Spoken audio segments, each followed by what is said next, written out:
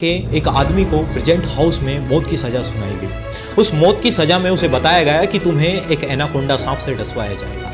हालांकि उस व्यक्ति को फांसी की सज़ा होने वाली, किंतु उसी प्लान को चेंज करके उन्होंने सांप को डसवाने का फैसला लिया। उस व्यक्ति के सामने एक एनाकोंडा सांप को लाया जाता है और धीरे उस व्यक्ति के सामने उस सांप को धीरे धीरे लाया जाता है और कुछ ही दूरी पर उस सांप को रख दिया जाता है और उसका पूरा का पूरा जो चेहरा है वो सफेद कपड़े से कवर कर दिया जाता है। और प्रेजेंट हाउस में वही प्लान चेंज करके उसके हाथ में 2 सुई चुभा दी जाती है। जैसे ही उसके हाथ में 2 सुई चुभाई जाती है, टक, वो व्यक्ति घूमने लगता है। धीरे धीरे वो व्यक्ति घूमने लगता है और जोर से घूमने लगता है। सही 1.5 मिनट बाद उस व्यक्ति की मौत हो जाती है। 1.5 मिनट बाद वो व्यक्ति धड़ से नीचे गिर जाता है और जैसे ही नीचे गिरता है तो उसे हॉस्पिटल में ले जाया जाता है। हॉस्पिटल में पता चलता है कि उसकी मौत सांप के दर्द के कारण नहीं हुई जो सांप देने वाला था। उसकी मौत उस विचार से हुई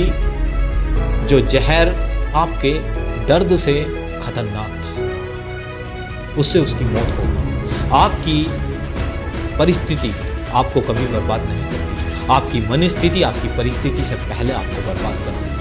कई लोग जीत से पहले मैदान छोड़कर भाग जाते हैं और पीछे मुड़कर पलट कर देखते हैं, वो कभी इतिहास नहीं रचते। मैं जीत आप सभी के सपनों को सपोर्ट करता हूँ। इसी तरीके से चैनल को शेयर करें, सब्सक्राइब